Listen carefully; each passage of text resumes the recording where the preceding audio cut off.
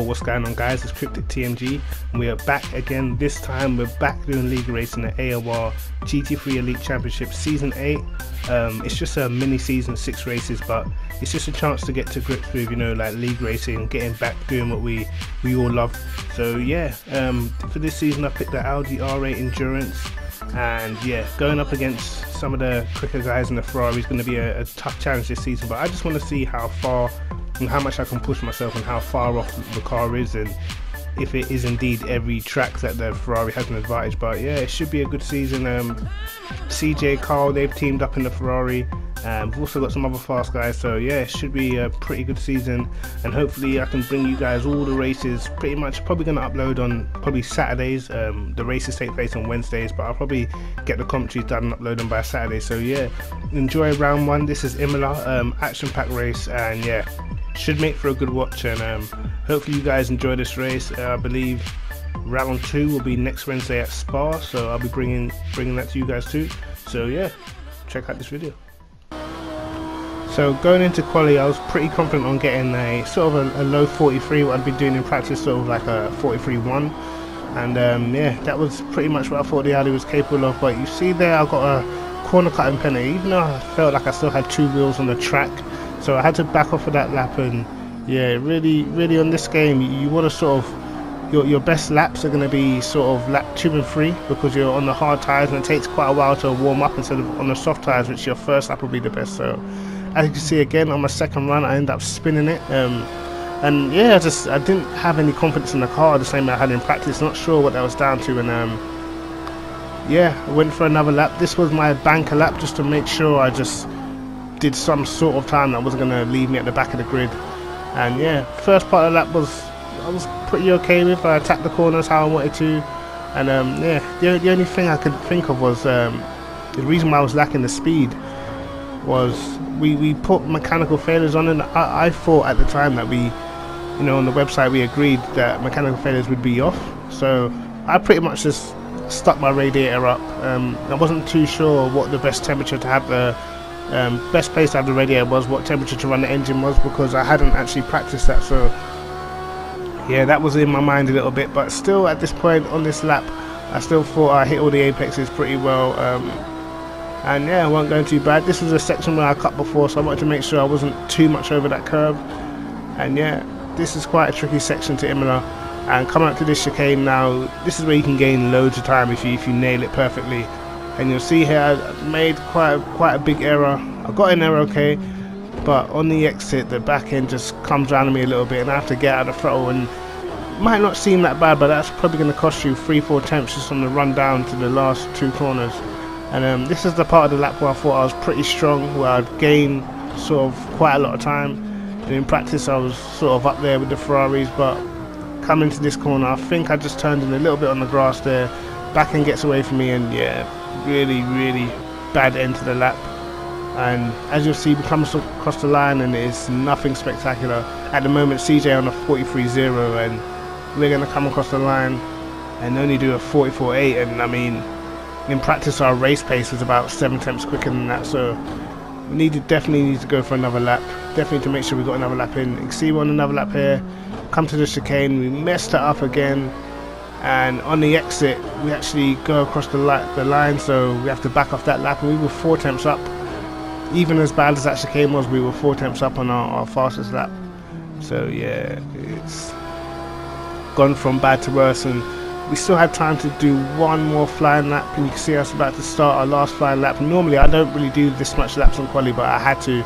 But just that car there just put me off a little bit and messed up my line into the first corner. You can see we get on the curb, accelerate, and the back end steps around, and yeah, it was just a nightmare. So in the end we ended up qualifying down in 6th place. Not what we wanted for the first race of the season, especially as we had pace to at least get second on the grid. CJ over 42.7, we was never going to out-qualify that. But you can see here, this is the mistake I think I made for the race. I put my radiator all the way to 75, and it was just way too open, and yeah, you can see there, even as I saved it, my race setup was saved as 44s. So in practice I was in low to mid 44s almost every lap. So yeah, I was expecting to have that same sort of pace in the race, and hopefully that can bring me back towards the front.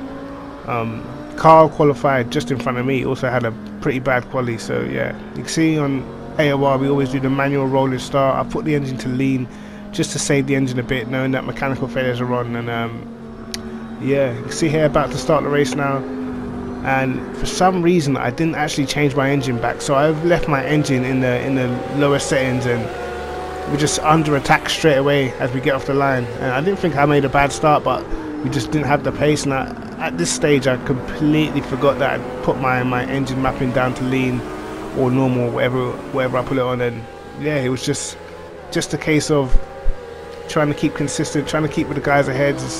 And you see Carl goes off there in front of us, cuts across the gravel, just about to spin, collects someone in front of him, and that's us up 2 places. And yeah, I mean, at the time I was laughing, but it put us up into 4th place, so I wasn't complaining. And yeah, this is the chance I had to really keep with the front runners and see what the pace was, see if my pace had improved from quali, because I was pretty shocked at how slow I was in quali. And yeah, you can see here, I'm looking in my mirror thinking, how has he just caught me that quickly going up the hill? Obviously I still haven't managed to put my engine mapping back up to rich, and I just dip a wheel in that little, I don't know what it is at the side of the track where I'm monitor, but I dip a wheel in it, and I knew if I tried to turn at that moment I would have spun, so I just kept the wheel straight and managed not to spin. But I did lose 2 positions, and now all the positions that I gained, I've lost them back, so it's down to me to catch back up and see what I could do. But it's quite hard to overtake on this track, especially trying to overtake a Ferrari. They are very fast down the straight, so I needed to, I'm sure I did realise to put my engine back up into fast at some stage, I'm sure I did, but yeah, it was just a silly mistake, and it was all about just trying to stay focused now, because the leaders pretty much, they're gone. I think especially in practice I knew CJ's pace was already about 3-4 tenths quicker than what we could do, but we knew we could get low 44s, and I was hoping that would be enough to at least guarantee us a podium. And yeah, you can see now attacking the first chicane, and I'm thinking, why the car just feels so slow. It just feels so slow. And then I check my fuel, and I realise I'm not in rich, and then it becomes a lot easier to, especially going up the hill where I was losing so much time, it becomes a lot easier to catch them up. But there's another spinner there in the Audi, and that's put us up into 5th place, and now we can sort of chase after the guys in front and get a podium. And I think that's Goliath running wide and just gets clipped in the front. We managed to get past him, so that's 2 places in 1 lap, back up into 4th place, and with the guy in front of us in the podium position just sort of a few tenths in front. I thought it's time to get my head down and concentrate, try not to make any mistakes, and see how far or how close we could get to the leaders, if we could match their pace or not. But yeah, coming on towards the end of lap 4 here, I managed to catch right up to the back of the guy in front, and I think his name's Gangbor. Like there's so many new names in AOR at the minute, and I pretty much don't know how to pronounce most of them, so if I get your name wrong I apologise. But yeah, we're behind Gangbor, I believe it is, and this was a section where I said before, this is a section where I knew I was pretty strong and I could go pretty deep on the brakes, so I was braking a little bit early so I didn't collide with anybody, trying to make sure I got a good run out of the last corner. But our car was pretty competitive down the straight, but only towards the end of the straight, and only if we was like really in the slipstream of the guy in front. If not, then we just couldn't do anything. The Audi seems to fade out towards 5th and 6th gear unless you're really tucked underneath the wing of somebody. But we managed to get a good run into the back of Gangbor, and we put it up the inside. It gives us lots of room, and yeah, managed to make up a position and up into 3rd place. And at this stage I was thinking, unless the guys in front make a mistake, there's not really much we can do. The gap was pretty big already. You can see there on the mini map there, way in front of us. And yeah, for some reason also my HUD had changed. My HUD, where the race positions are and the gaps between each driver, had sort of crept into the cockpit, which normally is above my minimap to the left, but it was pretty weird. But you can see us coming into the last section, and out of nowhere the back end just comes round. I didn't even realise what was happening until I'd already spun. That's why you didn't see me try and correct it. I just literally just drove around in a circle. So we lost a ton of positions again, and yeah, engine wear was only on 2, so I mean, having the radiator open, at least it was saving the engine. I'm not sure how many other people had realized that mechanical failures were on, so I mean, my engine was pretty cool, but at the same time I didn't feel like I was, well, I knew I was nowhere near as quick as what I'd been leading up to the race. And yeah, it was just now a case of I'm just gonna have to sort of battle it out just by staying consistent, because I didn't feel like I had the pace. I felt really slow, and like my potential lap for some reason was on a 44.0, but that was sort of what times we were close to in practice and what times we were getting around in practice. And you can see us here, freeway battle, trying to battle it out for the podium positions, and I'm just stuck behind with no way really to get past, because the guy in front of me, I think it's Kung Jarnix, I think that's how you say his name, he was getting held up by the Ferrari in front of him. I was getting held up behind him, and in the slipstream I couldn't do anything because he was getting a slipstream from the car in front. So pretty hard to overtake, and that's what I will say about P-Cars 2. It is not an easy game to overtake, especially when you're in a different car. And some of the other cars are a little bit quicker down the straight. It's very hard to overtake, and it feels a bit more realistic. On P-Cars 1, I mean, you could just rag it around the track and pretty much overtake wherever you wanted to, but this game you really got to plan it out, because it's not easy to get a run on the guy in front, especially when they get on the power before you. So yeah, pretty difficult. Trying not to make any mistakes. My whole thing was just to focus on trying to get a good run out of the last corner, but when I was by myself, I'm braking so late for this corner here going down the hill. I had to sort of brake early when I was behind other people, because I knew I was just going to end up careering into the back of someone. So it was really affecting my run that I could get off this corner. But I got a good run there, but you see, as Kung Jarnix is in the slipstream with the guy in front, there's not really much I can do. As you see, I'm not really catching him, I'm just really matching the speed that he's getting. And yeah, it was pretty tough, getting pretty frustrated behind these guys, knowing that I could go quicker. I was just frustrated anyway. But you see, Kung Jarnix has gone up the inside, there's a little bit of contact there, and we managed to get through. And yeah, I mean, managed to follow him through past Gangbor. Bit of contact, but I mean, it was hard racing, and now it was my time to try and get myself back up into third position, which I knew was going to be tough, because the McLaren was no slouch down the straight, and on this track there's not really too many places you can pass. I knew this section from before that. This is a section where I'd be quick, and I seem to really close up a lot going through this chicane, and I think it's because of the McLaren. I don't think it's great over bumps. So where I can just pretty much muller them curbs, in the McLaren you've got to be a little bit more careful. And yeah, it was obviously affecting his run down the hill, and I didn't want to send any dive bombs up just because there's a bump just before that corner and you can get it massively wrong. So it was all about just trying to set up for this last corner, but he kept getting a good drive off that corner, so I couldn't really get on the back of him. And you can see, although I'll close up towards the end of the straight, by the time I do, it's too late.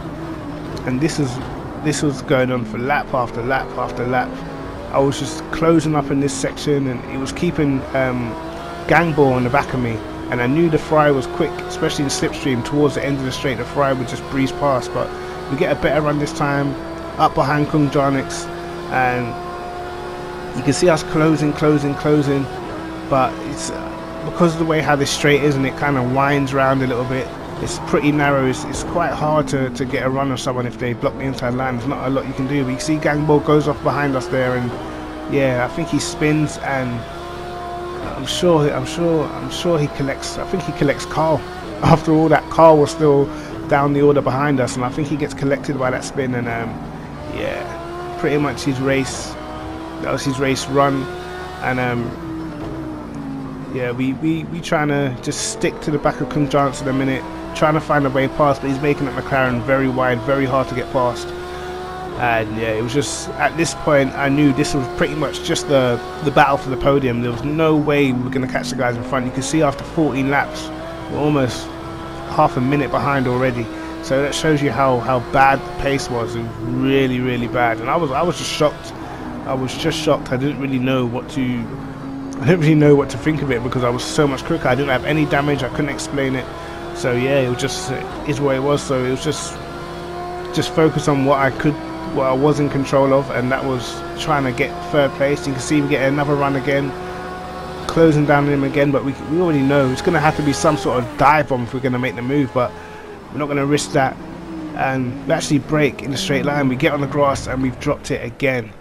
So that was our chance pretty much of a podium position in fourth.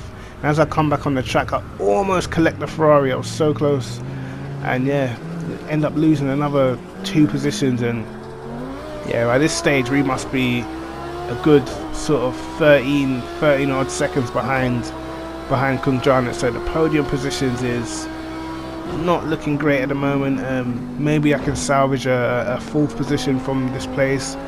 Making another mistake, I think that's about 2 spins and gone off once. It was crazy. But up with the leaders, you can see CJ is still leading. I'm gonna try and attempt to next Sisinova, I think his name is, or something like that. I can't say his name.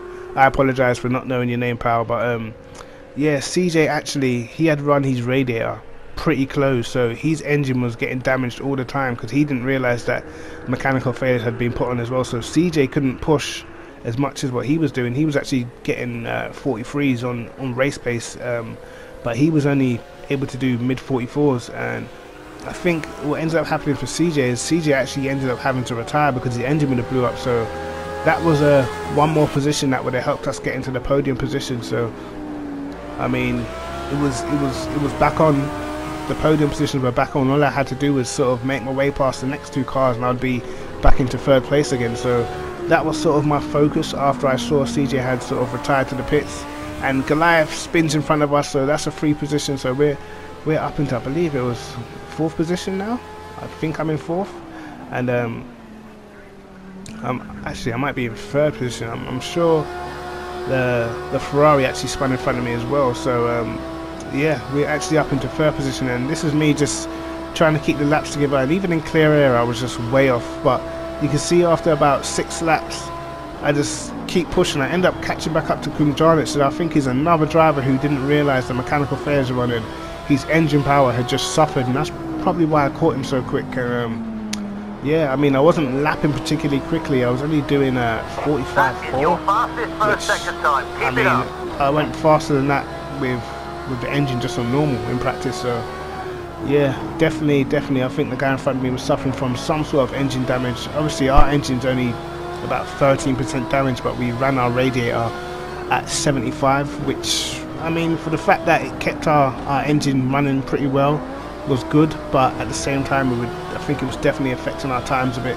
So yeah, managed to close back up, and for these last sort of 7 laps of the race, it was just pretty much just thinking, where am I going to pass this guy? You can see through that corner we gained so much, and I had to be careful not to just smash straight into the back of him.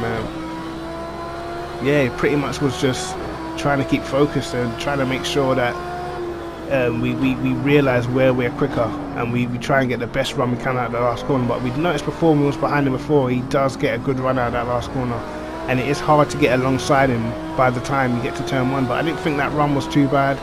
And obviously with the engine damage, I didn't actually know at the time, I thought his tyres were going off. But yeah, we get a much better run this time, and we're almost to the point where we're alongside, but it's on the outside is very hard, and you see he squeezes us right to the line. And what happened last time is that I ended up braking on the grass and spinning it, so I ended up having to back out of that one. Didn't want to have another spin. There was only sort of 7-6 laps to go, so if I'd have spun again, then there would have been no chance. But in a position to battle for second, you can see we're almost a minute behind the leader by now. And yeah, just, I mean, it was, if I could manage to get up into second, it'll be sort of, you know, damage limitation, but at the same time the gap to the leader was massive, and our pace was I think the pace that I was running at was more a concern than anything else. Even if I had somehow magically managed to win this race, I would have been looking at my pace thinking, where did that 1.3 seconds go from what I was doing in practice? So yeah, that's something that we need to figure out for the next round. And yeah, we just, right by now, we're just trying to focus on getting this second position, trying to think where we're stronger, where can we pass this guy, because all the places where I'm quicker or all the places where you can't really pass. So it was pretty tough. And as I said before, it's not an easy track to overtake on anyway, and it's definitely not an easy game to overtake on, especially when you're in different cars. Unless you're in something like a SLS that has a clear speed advantage down the straight, you really are going to struggle to get past people. You got to get a good run out of last corner. You got to be brave on the brakes, and the other guy has got to be willing to at least give you the space to make the move. And Kung Jarnitz was very, very defensive, very good defending skills, and it was pretty difficult, man. I didn't want to risk anything. I didn't want to spin it. You can see here we go towards the inside, but it would have been very tight, and we would have had to absolutely nail that braking from the inside. But we get a good run out here, and we managed to swing back. I thought we could go around the outside here, but he squeezed us right to the edge of the track. Hard racing, and yeah, it's just every move I tried to make, he was just making sure he put his car in the right place.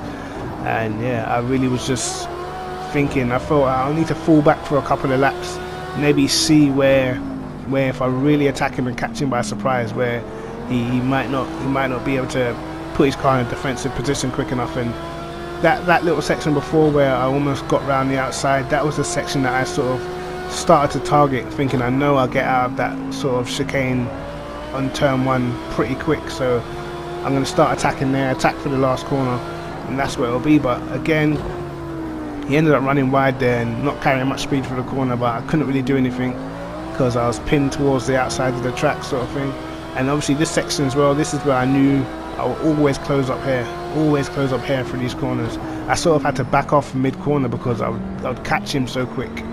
And yeah, I sort of thought, if I try a move at this section of the track, would it work? But it's just that little bump before the second to last corner kind of puts me off, because you can sort of just lose it. So I just try and keep as close as possible. But you can see he does get McLaren sort of good around them mid-speed corners, and he actually gets a better run out of that corner than me. So there wasn't really much I could do. I knew I'd catch him by the end of the straight, but I knew he'd definitely defend the position, and it was so hard to stay focused on this game as well. It's like dirty air, really just count for something. Your car tends to handle differently. We see we brake super late, but he goes defensive again, and we're really lucky not to run into the back of him.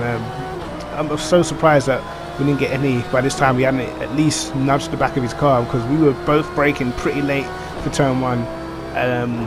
Yeah, you see this section again, it's just trying to follow him through, but again, like where you're right behind someone, you can't even see the corner, so you're sort of just judging where the next corner is just by the back of his car, which can be quite difficult, and you've got to be careful not to sort of slam into the car in front. You can see with our tyres are fine. And if you are sort of wondering about race setups, we'll be doing some race setup videos very soon. And yeah, pretty much you want to be always on the hard tyre for races of length, because the soft tyres, unless the track temperature is really, really cold, the soft tyres just don't work. So yeah, obviously it's a bit boring not having the pit stops and not having that sort of strategy to it. I'd love to see like a mandatory pit stop, but I do know that the game tends to have some faults when it comes to pit stops. I think it like changes your car back to default or something like that. Hopefully that's something that gets confirmed and gets sorted out. It would be good to have like a mandatory pit stop, so you know, you just have different strategies and stuff. But yeah, you see we get a good run coming down the hill here, and again he squeezes us, making sure that if we're gonna take that position, he's gonna make it as hard as possible. But gets another good run out of the last corner again, and we've fallen quite a little bit back, and coming up to just 4 laps to go, and he hasn't really given us much chance or much change out of trying to overtake him. So we're going to have to try something different. We're going to have to try and attack him where he's not expecting it. Sort of lure him into a full sense of security, thinking that there's places where I wouldn't attack. But we go through turn 1 here, and we notice we get a pretty good run. I know that this time I'm going to try and go to the inside where his car goes towards the outside, and we do get a little bit of a good run here. We managed to at least get part of our car by the rear of his car, but seems to turn in a little bit early, and it just catches the front of our car. So I tried to hit the brakes, but it was just too late, and yeah, there wasn't much I could do about that one. You see here again we get a good run, but he seems to like come across us early before the corner's about to start, and as I hit the brakes to try and avoid him, we just get stuck together. And yeah, it was just one of them racing incidents. I wasn't expecting him to come across me. I thought we sort of have our own lines going through that corner. He still would have held the inside line for this coming corner, but yeah, he goes off the track and actually ends up dropping on the exit. I did slow down thinking that he would have made it, but he ended up having a half spin. But I carried on because I felt I didn't really do anything wrong. I just sort of tried to stay on my line. But yeah, now we're up into second place. There's sort of 3 laps to go, and I knew he was definitely struggling with something, so I wasn't expecting him to be able to catch us back up. So I knew now it was pretty much just bring the car home and second position. But you look at the timer behind the leader, a full minute at this point, which is crazy. I don't think I've ever been this far behind. But yeah, the last lap here, you can see just coming out of sector 1, going up the hill, and the leader's already finished the race. That's how far we were behind. That's how much pace we were missing, and pace that I just couldn't explain. So yeah, it was crazy. But I mean, if I'd have said I finished second before the race, I probably would have taken it. I probably didn't think it would be in this order, but I would have taken it. Definitely would have taken the second place. And yeah, last lap, sort of just didn't know how to feel. I was happy with the position, but disappointed with the performance, as we actually almost drop it on the last lap, even though we're just cruising. That's how much you have to concentrate on this game. It's much harder than PCAS 1 in terms of not making a mistake. To race on the limit on this game and not make a mistake is pretty difficult.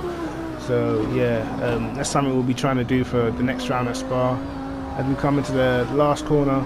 And yeah, we got a second place from a race where we had multiple spins and some tough racing, good battling, having to get past people, fall behind them, get past them again. I was pretty happy with a second place. And yeah, that was the first race of season 8.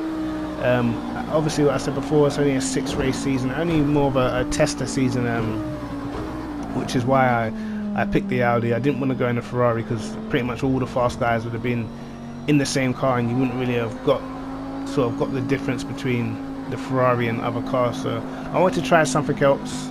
I was pretty enjoying driving the Audi, and yeah, it's another little cool feature on PCAS 2, the cool down lap. And yeah, pretty happy with the result. Obviously a massive distance behind the leader, but with CJ not finishing and Carl not finishing, that's managed to at least we've got a lead on them in the championship, because I'm expecting some tracks us not to even be able to get anywhere near them. And you see there's the results there, and Sisu, I can't say his name, ends up winning the race by a good minute. So we know we need to make massive strides in the next round. But to be honest, I'm not really looking forward to Spa. That's a very strong track for Ferrari. I think I did a setup video around there. I got a 17.1. I believe that was before the patch, but it's definitely still possible to do low 17. So yeah, I'm not sure the Audi will be anywhere near that pace. I think the fastest time I've seen in the Audi so far, I'm not sure if this guy's any good or how quick he is, but on the PC leaderboards it's only a 2:19. So yeah, I think it's about almost 3 seconds off of the fastest Ferrari time around there. So there's a lot of work to do for the next round. But yeah, I mean, in the end, it was a pretty eventful race. You managed to gain some positions back. So I mean, second in the championship at the moment, I can't complain. So yeah, if you like this video, like and subscribe. It's Kryptic TMG. Also hit that notifications bell. I'll bring out more setup videos over the weekend, and next week Wednesday we'll be doing Spa in AOR. So yeah, don't forget to like and subscribe. It's Kryptic TMG. Peace.